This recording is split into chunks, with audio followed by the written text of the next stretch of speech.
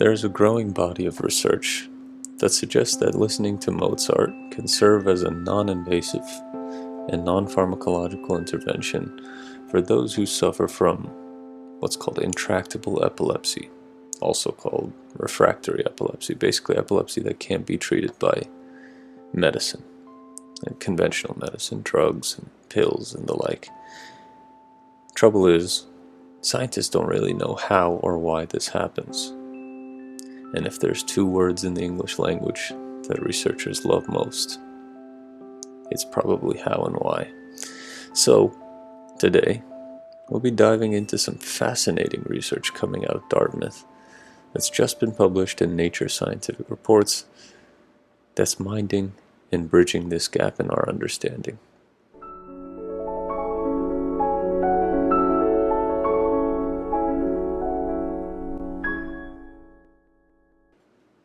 The title of the paper we're talking about today is Musical Components Important for the Mozart K448 Effect in Epilepsy. And it was just published in Nature Scientific Reports on September 16th, 2021, so it's hot off the presses, as of the time of this recording at least. Before we get into the details of the paper, however, let's get a brief introduction to some relevant information.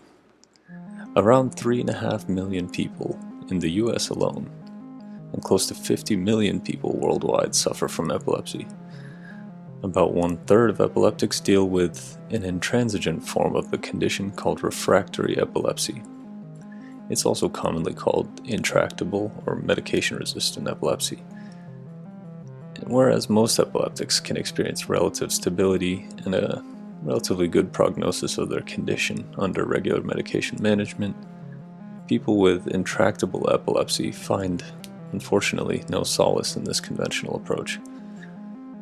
As most of you know, epilepsy is a condition characterized by seizures. The way these seizures manifest and their originating point in the brain differs among the various types of epilepsy. But the gist of the condition is that epileptics have moments where they experience sudden rushes of electrical activity in the brain, otherwise known as seizures, or in the medical world, ictal episodes, and the periods in between these seizure events, called interictal periods. Now, these interictal periods are going to be of particular interest to us as we delve into this paper, because the researchers targeted a phenomenon known as interictal epileptiform discharges for their experimental approach. Now, that term is a bit of a mouthful, so let's break it down a bit. During interictal periods, if you hook a patient up to an EEG machine, you can notice what are called interictal epileptiform discharges. Interictal part just means between seizures, epileptiform meaning characteristic of epilepsy, and discharges just meaning that the neurons are firing or discharging in unison. The term is commonly abbreviated IED, an unfortunate but somewhat apposite abbreviation in relation to its military cousin. IEDs are a result of brief, synchronous firing of neuronal populations and are characteristic of neuronal networks that often lead to epileptic seizures in the first place. IEDs are hallmarks or pathognomonic biomarkers of epilepsy and are associated with seizure frequency and often temporally map with impaired cognition in the patient. Okay, so IEDs are these things that happen in between seizures, so in a time of relative stability, and are a relevant biomarker for epilepsy and usually correlate with disease severity. Makes sense why they would target this for their study. I mean, it would be a bit cruel to try to induce or wait for a seizure to happen in someone and try to just play music to them and hope their seizure will abate. Let's hear a quick sample of the song that they played for the patients real quick, just to get an idea of what they were hearing.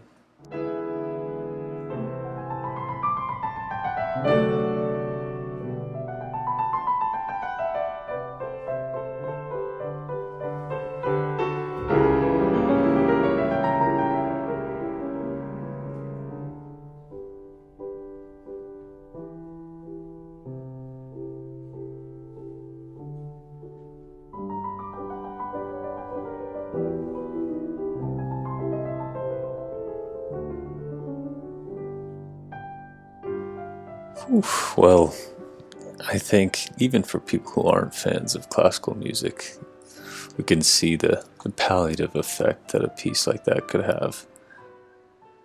But, some of you might say there's lots of sedating classical music, nice and boring classical music out there, right? Why this piece? Why Mozart's Sonata for two pianos in D major, also known as Mozart's K448?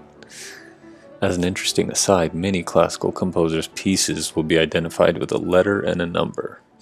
This is a reference to a given piece's place in a composer's catalog.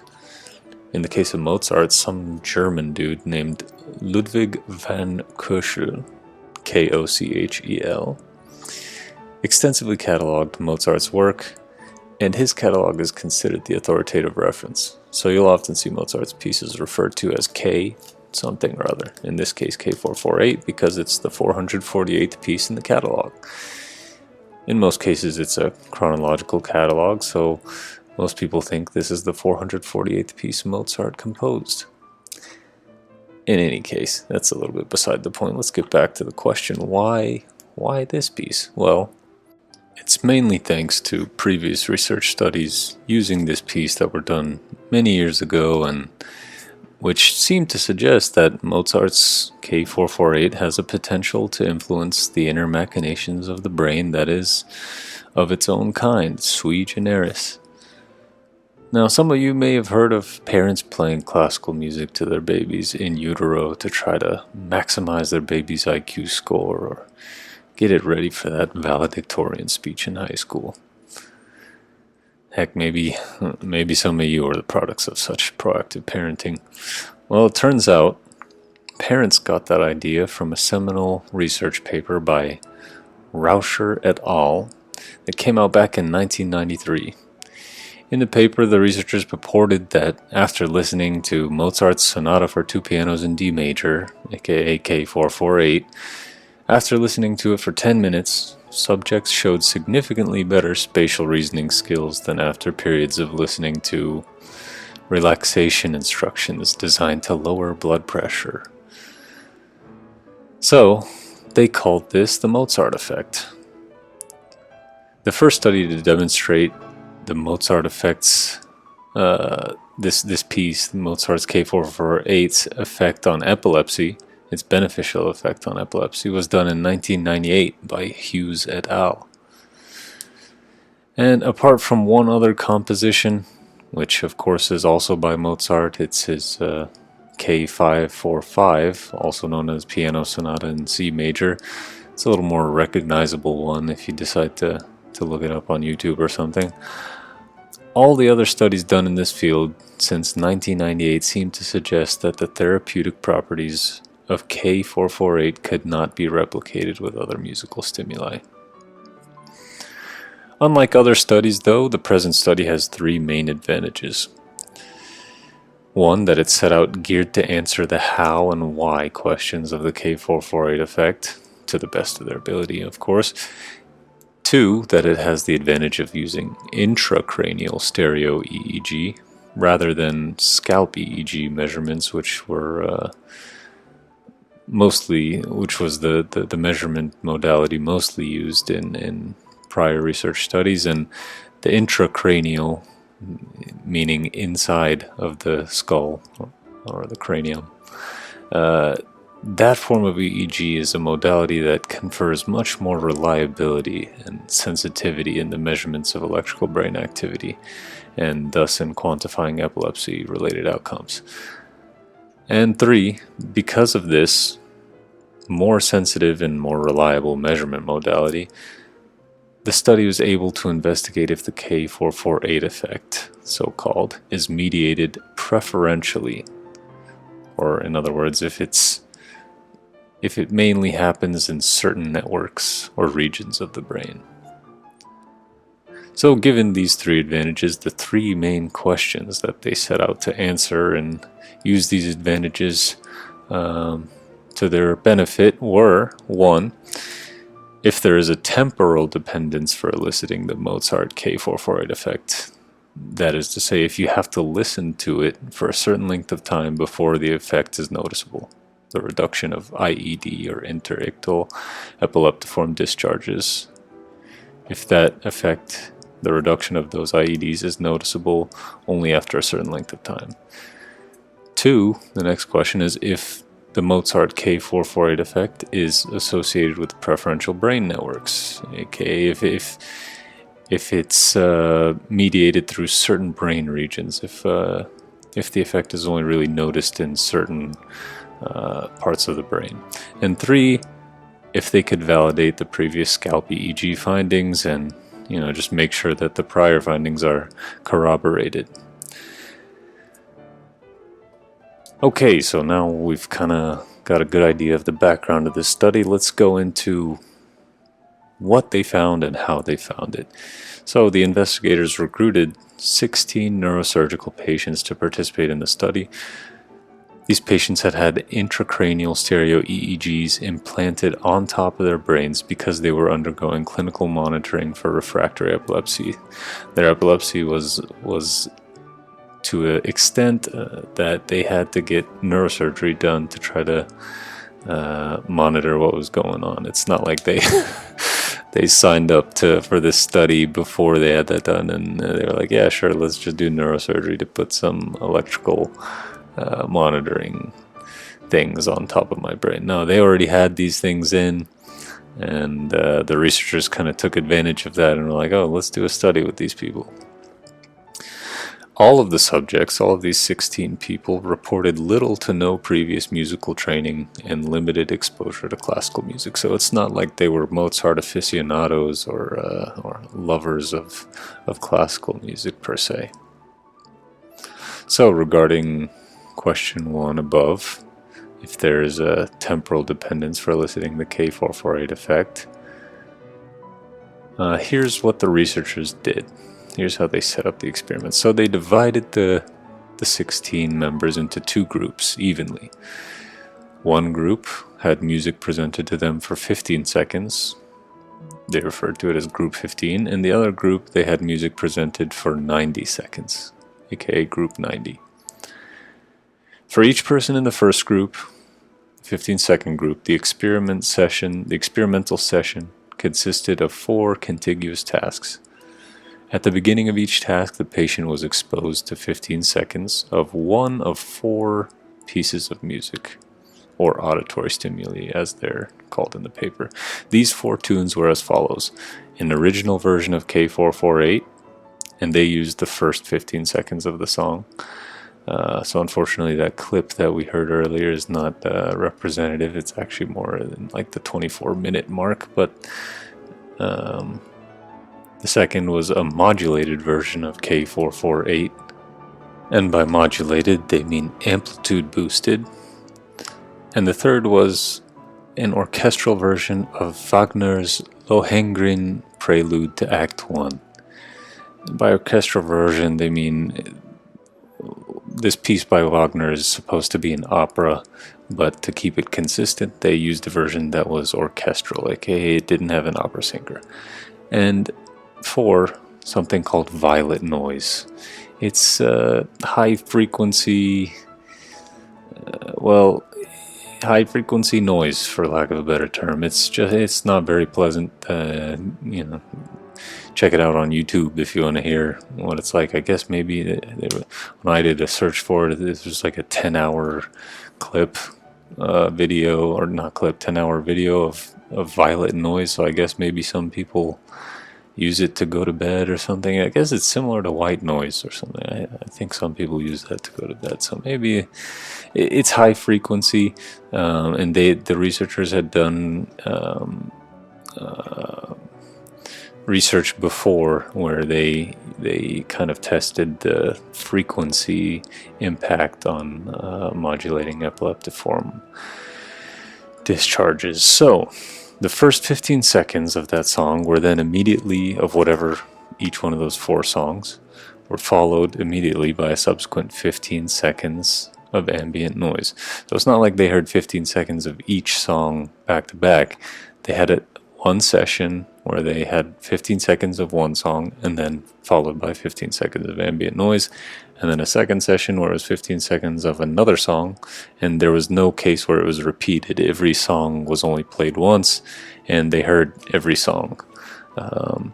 So after 15 seconds of the song, they heard 15 seconds of ambient noise, and that ambient noise served as basically a control condition for doing their statistical analysis to kind of see what the EEG readouts looked like when they were just listening to nothing. So for the second group, the 90-second group, as in 90 seconds, not 90 seconds, not 9-2, but the experimental session consisted of, for each patient, consisted of 9 contiguous tasks, basically very similar to the previous thing, but at the beginning of each task they were exposed to 90 seconds of one of 9 pieces of music, so there's more options. And after those 90 seconds, well, truthfully, they were listening to 120 seconds of one of the 9 pieces of music. For the first 90 seconds, they were just passively listening, and then 30 seconds after that, so for a total of 120 seconds, but at the latter 30 seconds, they were presented with a simultaneous attention task. After these 120 seconds were over, they had a control period of 60 seconds, similar to the control period for the group 1, but it's just longer, and it's just ambient noise. And finally a 10-second period where they were presented with an attention task in the form of a Boolean question, as they say in the paper, but to put it more simply, just a yes or no, true or false question, to make sure they were paying attention to the auditory stimuli. And then the question, for example, is like, is this the same sound that you heard before, yes or no? Something simple like that. So what did they find?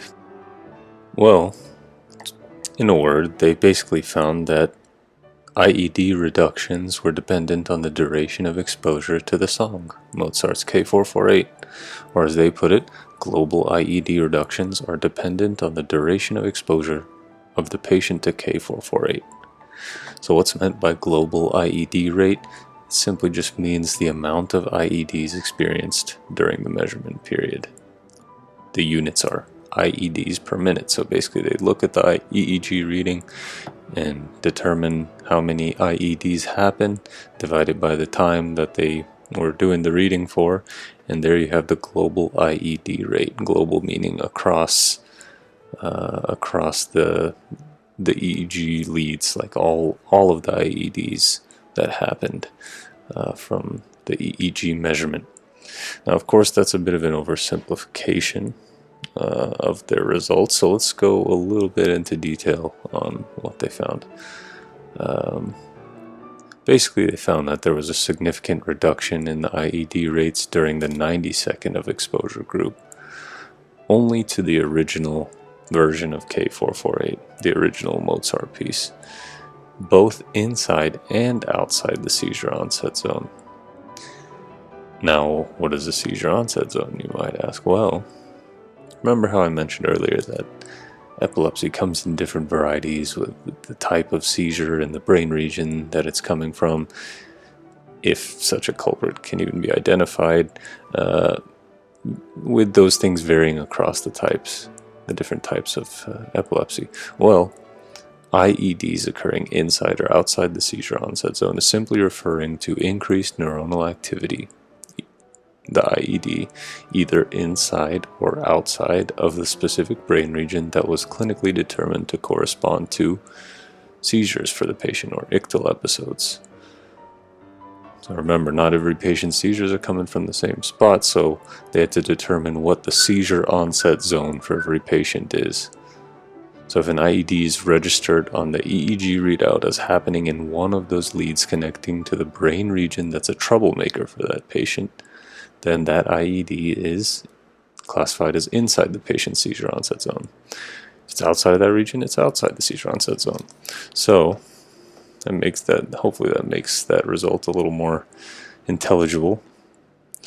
They also found that there were reductions observed in the global IED rates during the 15 seconds of exposure group, both to the original and to the modulated, which their modulation was boosting the amplitude, both the original and the modulated versions of K448. But it wasn't statistically significant. So they found that there were reductions in the global IED rates, but it wasn't to an extent that you could say it was definitely not just a chance encounter. Interestingly, they were also able to split the EEG readouts of the 90-second group into 6 15-second segments. And when they did this, they found that IED rate reductions were only present at a statistically significant degree after at least 30 seconds of exposure. So basically the patient needed to be listening to the song for at least 30 seconds to have an appreciable positive impact on their condition or reduction in their IEDs. There were reductions of IED rates under 30 seconds, but it wasn't statistically significant. Now they did this with the other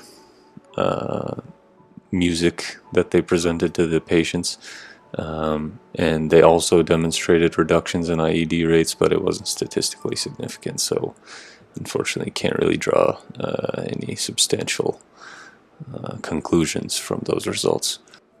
And also, very interestingly, although I guess because they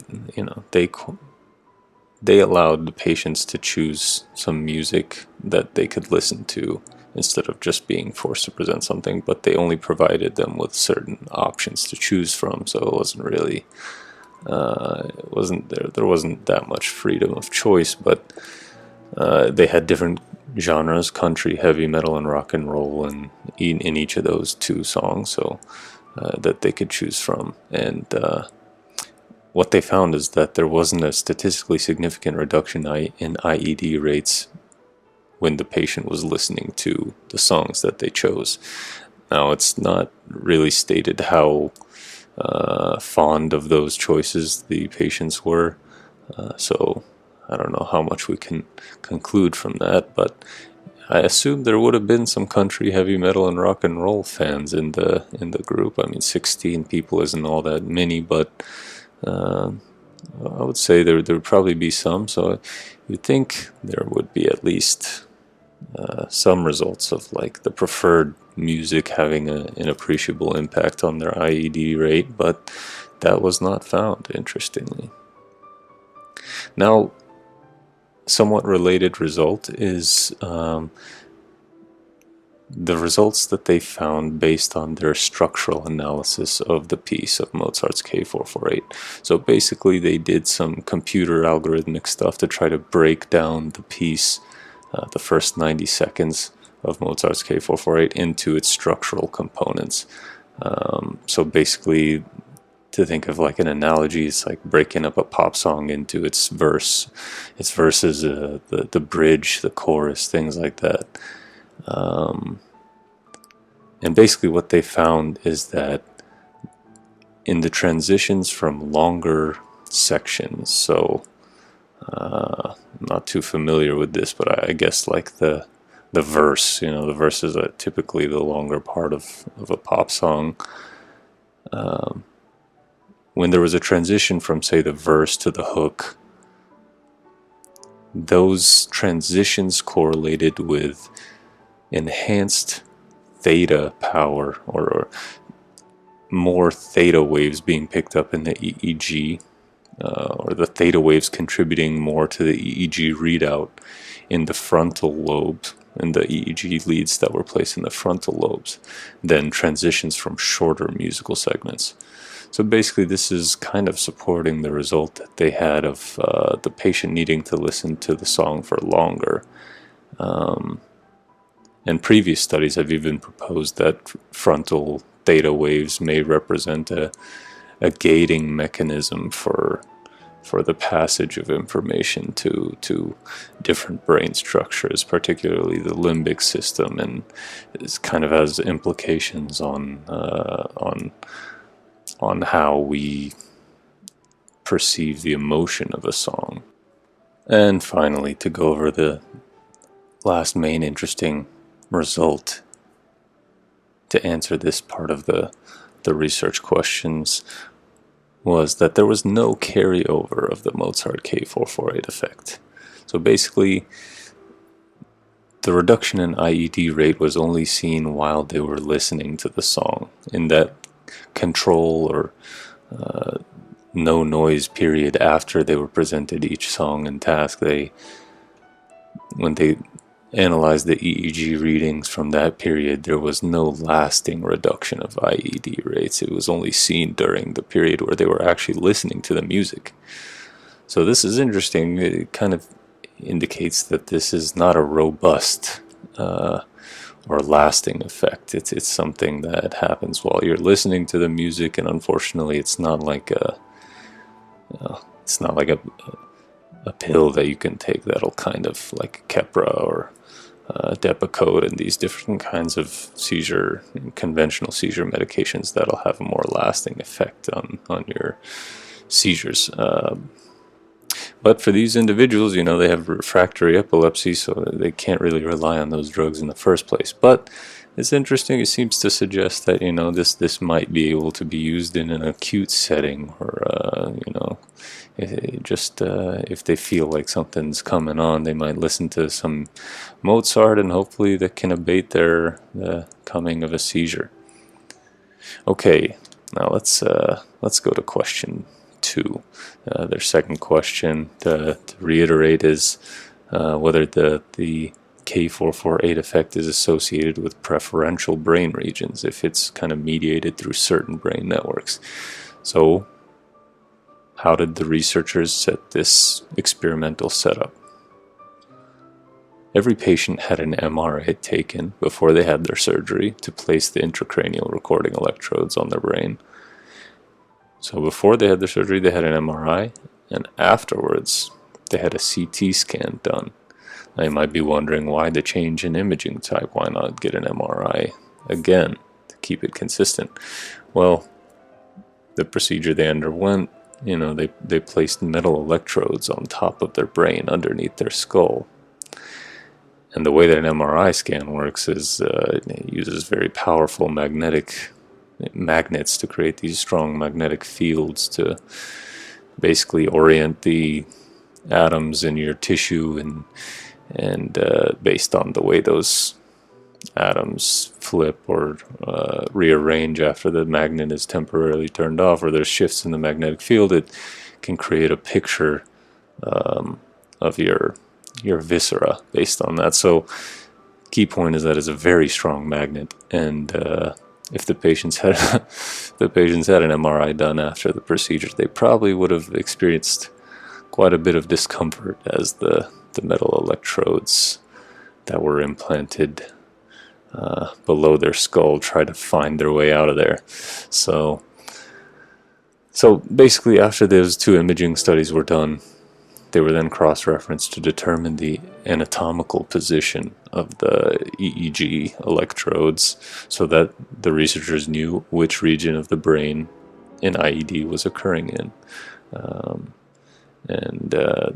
Basically, the EEG readout has different lines, and each line will correspond to an electrode. Basically, a very crude explanation.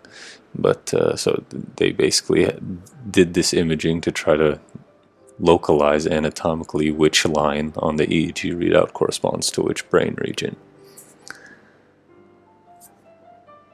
So, the researchers examined the rate changes for regions outside of the patient's specific seizure onset zone. After they anatomically mapped these leads, they looked at the IED, the interictal epileptiform discharges, these short little bursts in electrical activity in neurons of brain regions outside of where the patient's seizures usually come from. And to see if they did this to see if they could try to, to answer this question of whether certain brain regions are influencing the Mozart K448 effect. So what did they find? Well, after some more fancy schmancy statistical calculations, the researchers basically found, in a word, that K448 typically reduced IEDs in bilateral frontal regions, so that the part right behind your forehead. It's typically thought of the executive processing region of the brain nowadays. It's kind of a bit of a simplification, but this is the CEO part of the brain. It just it basically analyzes and coordinates different lower level brain regions, to put it very simply. Okay, so basically that's basically covering what they found for the second question. The third question of whether they could corroborate prior research studies results was basically answered by the whole, all these results that we've been talking about. They've confirmed that they noticed an appreciable impact on interictal epileptiform discharges mediated through listening to Mozart's K448. Okay, well, that's all good and well. We got all those results out of the way. We've talked about the background of epilepsy and the K448 effect. Let's kind of bring this all back to home base. Let's get an understanding of what these results mean and briefly discuss, analyze what's going on here. Alright, well, what makes this study unique? Let's start there. Well, for one, they conducted a fairly rigorous structural analysis of the K448 effect. I mean, from the musical perspective. That is to say, they didn't just look at what's going on in the EEG readout or the neuroimaging studies, the CT scan or the MRI. They actually analyzed the piece algorithmically using some fancy schmancy computer stuff. They analyzed the piece itself, and they tried to correlate relevant structural elements of the classical piece to the neuroelectric effect that they were seeing, the actual tangible effect on neuronal activity as measured through the EEG.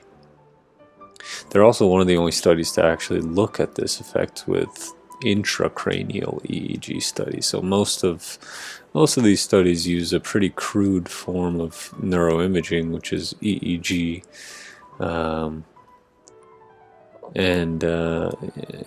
mean, it's not the worst thing. I mean, temporally it's pretty spot on, but in terms of specificity, EEGs are basically just kind of summating the overall neural activity, mainly from like the superficial areas of the brain. I mean, it's not only the top layer of the brain, but it's kind of like a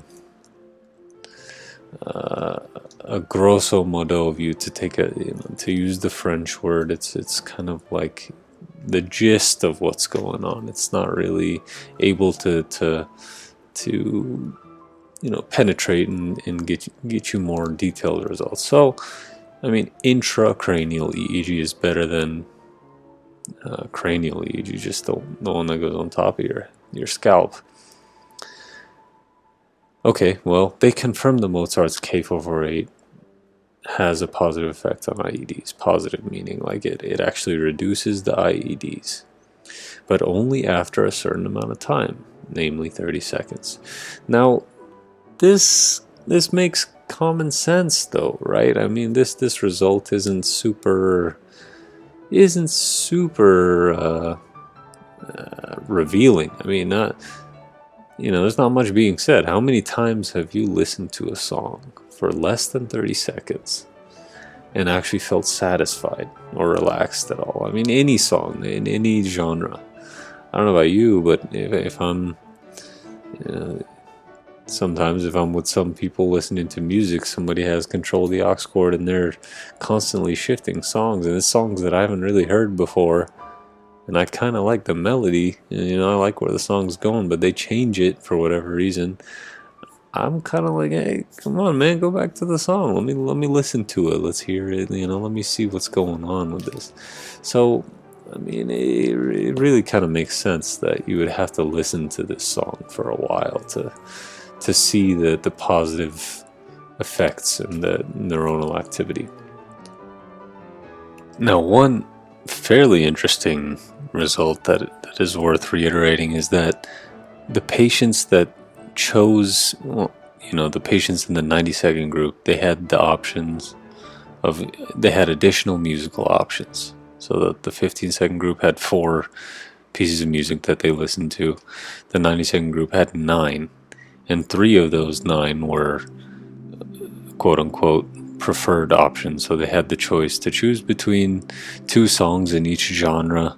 There's country, heavy metal, rock and roll. They could choose 1 song out of 2. So it's not like they chose their own music necessarily, but it kind of introduced this new little degree of freedom in the experiment. And what was interesting is that the K448 effect was not, that is to say that the reduction in global IED rates as a result of listening to music was not observed when it came to listening to the quote-unquote preferred music. I mean, I assume that, this is only 16 people, so that's not a huge population here, but I assume some of them must have liked it, either country, rock and roll, or heavy metal. There must have been at least a good few, and that's not really saying much, because to have some statistically generalizable results, you'd have to have a good number of people, that would have an interest in those genres. But what was interesting is that there wasn't a reduction in IEDs, or a statistically significant reduction in IEDs in the EEG readout based on that music, or any other music, really. It was just the Mozart piece that had a statistically significant effect. And this kind of, it seems suggestive of the fact that it doesn't really matter what your subjective emotional rating of a musical piece is. Maybe there's just these songs that have some sort of structural arrangement, or like a structural fingerprint that makes them organize neural activity in a certain way. And this is kind of echoed in the fact that they, when they analyzed the EEG readings outside of the seizure onset zones, and found that the Mozart K448 effect is mediated preferentially through the bilateral frontal lobes. So they saw that in the frontal lobes, that's where it seems to really kind of, the Mozart K448 effect seems to take precedence.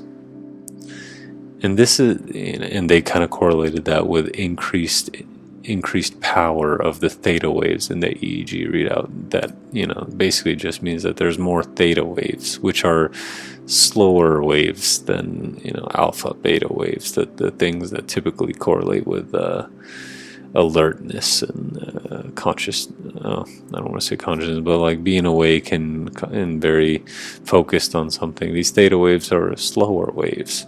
Now, this is kind of similar to what was reported in the landmark study that we referred to way back in the beginning of the episode, Hughes et al. In 1998. And interestingly, that study in 1998 actually showed that the K448 piece reduced IED activity, get this, in comatose patients. They would see comatose, yes, and comatose people can experience seizure activity, ictal episodes. They found that Mozart's sonata for 2 pianos in D major was able to reduce IEDs in comatose patients. That is pretty interesting stuff. That seems to suggest that it doesn't matter whether you're conscious or, awake. And well, I guess there are some studies that seem to suggest that comatose individuals can have some form of conscious life, whether be like memories or feelings or whatever, but generally speaking, comatose people, most people would think that they're not really experiencing much, but still, Mozart's piece was able to reduce IEDs in those, in that population. That is some pretty interesting stuff, and that seems to suggest that this piece by Mozart has some interesting properties to it, that might be why this effect is happening. It's not whether you like the piece or whether it's you're a fan of classical music or something like that. It's or a big Mozart stan. It's just there's something about K448 based on what these results, the Hughes et al. Study in 1998 and this study now in 2021 that's what these results seem to be suggesting. Now, this study was not perfect. It wasn't, what study is though, right? But there definitely could have been some things, at least for me, that come to mind that could have been done differently. I guess it might have introduced too much variability to allow the patients to choose their own music. But I think at least maybe doing like a general survey to get an idea of what their preferred genres are, something like that, to try to get, I don't know. I just feel like, I don't know how old these patients were. Well, it's in the study, but I can't recall it offhand. But I imagine that maybe there would have been some people that they weren't huge fans of country, rock and roll, or heavy metal. But I also wish that they had longer periods of exposure to the music. I doubt that this is a robust effect. I doubt that like listening to Mozart, this piece by Mozart is gonna have a lasting effect on the reduction in interictal epileptiform discharges, but I wonder if there would be an appreciable difference if they listened, if maybe there would have been a residual effect if they listened to it for the whole 20 minutes or whatever. Or maybe, after a couple of minutes of listening to it, they just get tired of it, and maybe the IEDs rebound, and maybe they actually have an increase in IEDs because they're getting annoyed or something like that.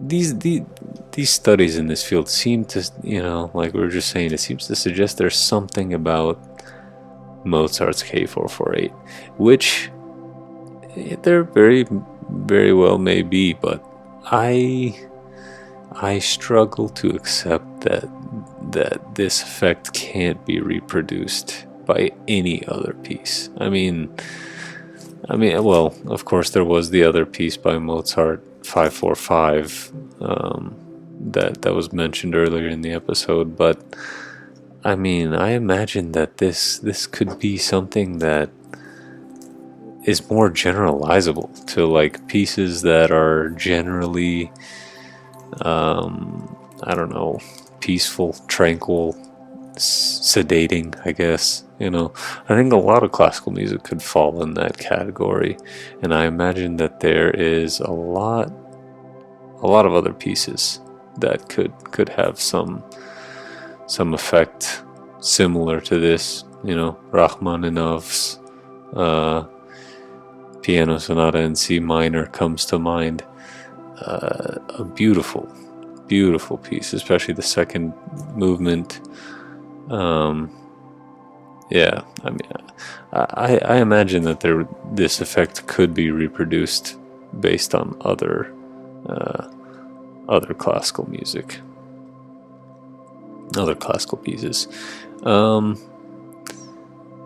let's recap, my friends. Let's just that was the brief discussion.